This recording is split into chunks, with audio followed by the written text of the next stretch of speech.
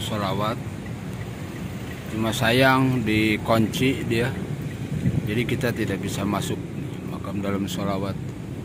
Tapi itu ada itu ya, ada yang pada zikir ya dalam.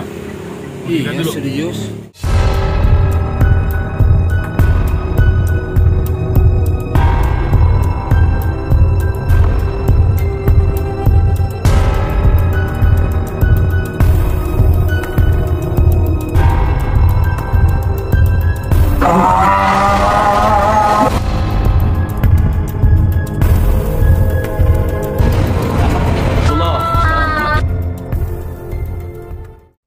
Assalamualaikum warahmatullahi wabarakatuh.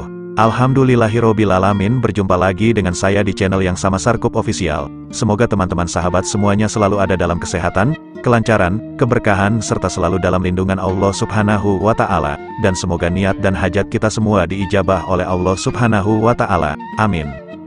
Video kali ini saya akan menjelaskan tentang sejarah singkat dalam sholawat atau Raden Arya Surya Winata dan hubungan dekat kota Purwakarta dengan kota Bogor. Sebelum lanjut, jangan lupa di subscribe, like, serta di komen. Tentunya komen yang baik ya sobat. Tanpa dukungan dan doa kalian semuanya saya tidak berarti apa-apa. Moal aya kiwarri lamun te aya bihari. Demikian pepatah filosofis Sunda yang berarti, tidak akan ada masa kini kalau tidak ada masa lalu. Dalam korelasinya dengan kesejarahan suatu bangsa atau wilayah, pepatah tersebut secara inklusif mendeskripsikan bahwa entitas sebuah bangsa dengan segala tatanan yang dimiliki hari ini, tidak lepas dari segala upaya yang telah dirintis oleh para pendahulu atau The Founding Fathers. Terlebih lagi dengan adanya keberadaan nama yang hari ini melekat dengan segala atribut dan identitas suatu wilayah beserta masyarakatnya. Nama adalah sebuah doa yang dimunajatkan oleh sang inisiatornya kepada Sang Maha Pemilik Kehidupan, agar pihak yang menyandang nama tersebut sepanjang eksistensinya dirahmati dengan segala kebaikan dari Sang Maha Kuasa, seperti halnya para orang tua menamai anak-anaknya dengan didasari harapan agar sang anak senantiasa dirahmati di sepanjang hidupnya. Begitupun nama Purwakarta, terlahir dari seorang pemimpin sekaligus pemuka agama, yang di setiap waktunya terpanjat doa yang khusyuk agar kota yang didirikannya ini senantiasa dirahmati oleh Yang Maha Kuasa, dijauhkan dari segala mara bahaya. Sang inisiator itu adalah dalam sholawat atau Raden Arya Surya Winata, yang tentunya ketika menciptakan nama Purwakarta telah melalui proses konsultasi bersama para sesepuh pada waktu itu, terutama kepada Syekh Baing Yusuf, maha guru dari ulama-ulama di Nusantara. Dalam sholawat dan Syekh Baing Yusuf adalah saudara sepupu. Pada masa awal pendirian Purwakarta, keduanya berbagi peran dalam membangun Purwakarta. Ayah dari Syekh Baing Yusuf, Raden Arya Jaya Negara, adalah kakak dari ibunda dalam sholawat, Raden Ayu Kendran. Keduanya merupakan putra dari Raden Arya Wiratanu Datar V, Raden Arya Muhyiddin yang bernasab langsung ke Raja Pajajaran, Prabu Siliwangi. Sementara kakek dalam sholawat, yang bernama Raden Muhammad Thohir, menikah dengan Ratu Syarifah, putri dari Pangeran Sogiri yang merupakan putra dari Sultan Ageng Tirtayasa keturunan dari Sunan Gunung Jati yang bernasab ke Rasulullah, Nabi besar Muhammad Shallallahu Alaihi Wasallam. Tidaklah heran jika dalam sholawat memiliki kapasitas yang handal dalam dunia pemerintahan sebagai bupati, karena ia adalah keturunan dari Sri Baduga Maharaja, Prabu Siliwangi, dan ia pun mumpuni dalam ilmu keagamaan karena ia memiliki warisan darah Rasulullah Shallallahu Alaihi Wasallam. Dalam sholawat adalah umaro sekaligus juga seorang ulama. Atas kebesaran jasanya tersebut, sebagai pemberi nama Purwakarta serta sebagai perintis pembangunan Purwakarta, sekelompok masyarakat Purwakarta beberapa waktu lalu bernapak tilas menziarahi makam dalam sholawat di kota Bogor.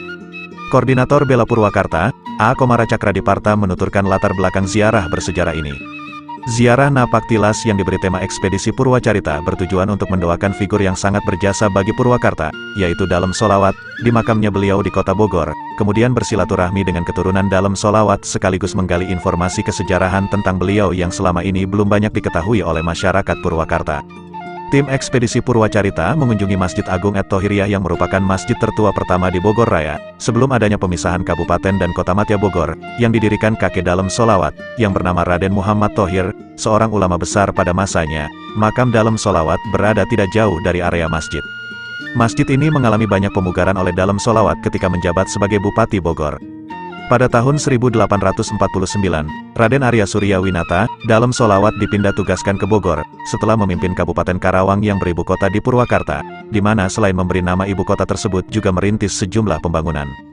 Di antaranya membangun dan menata pusat mata air untuk keperluan irigasi dan kebutuhan lainnya, di antaranya Situ Bulet, Situ Kamojing, Solokan Gede, kemudian membangun fasilitas pemerintahan, sarana publik, dan sejumlah infrastruktur lainnya serta tentunya meningkatkan kesejahteraan rakyat yang dipimpinnya.